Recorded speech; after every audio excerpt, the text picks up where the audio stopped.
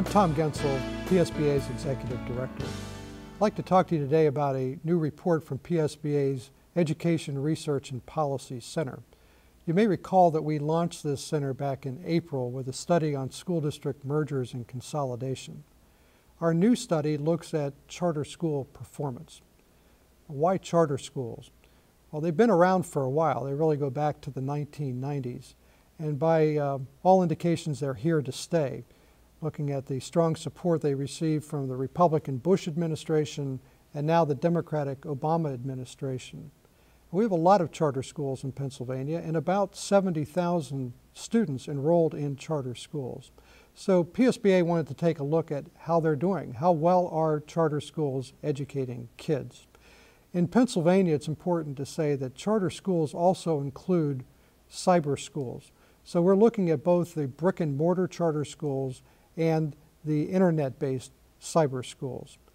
Charter schools generally are public schools that operate under a contract granted either by, in our case in Pennsylvania, by the local school board or on appeal to the state charter school appeals board. But in any event, they operate with a contract, so they operate for a certain period of time and with certain commitments to educate groups of students in certain grade levels, for example. So what we wanted to do was to see how well charter schools are performing this important function of educating students. This is a bit challenging because in some ways charter schools really are quite different than traditional public schools, both because of those charters they operate with and because many charter schools have themes or they tend to try to attract certain demographics of students. And of course, we also know under the charter school law, these schools have a great deal more flexibility and less state regulation than do traditional public schools. So our research staff took a look at a lot of data and student performance, basically state test scores, to see how these schools are functioning. And what we found in Pennsylvania was that the growth of charter school populations largely mirrors the national trends in terms of additional grade levels and more students participating. And we've seen over time in Pennsylvania that the demographics of the students actually in charter schools are becoming closer and closer to those of the public schools generally. And by this I mean percentage of students who are in special education, the percentage who are economically disadvantaged, for example.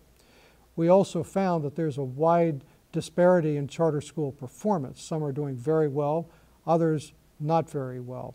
And in particular, our report highlights concerns about the performance of many of the cyber schools that have been approved over the last number of years. And so what comes out of this, I think, is a real call to action for the legislature to take a good hard look at charter schools generally and particularly cyber schools to make sure that they are in fact educating students as they promised and that they meet the expectations of parents and the taxpayers who are funding them. This report is going to be the basis for a lot of work that we'll be doing in the legislature and in terms of educating the public generally. The report will be formally released at the October School Leadership Conference in Hershey. It'll be posted on the PSBA website, psba.org, and reported in the October issue of the PSBA magazine, the PSBA Bulletin. We see this as kind of a first wave of work that we'll be doing on this subject. Additional reports will be looking at the financial performance of charter schools and other related issues. And I would just say that the work of the PSBA Education Research and Policy Center is, I believe, an example of the association working on behalf of member school boards to identify important public policy issues, to examine them with good solid research, and to offer recommendations for legislative action. So you'll be seeing other reports coming out of this center in the coming years, and we certainly welcome your recommendations on additional topics that are worthy of examination. As always, it's great to talk with you, and I look forward to another conversation soon.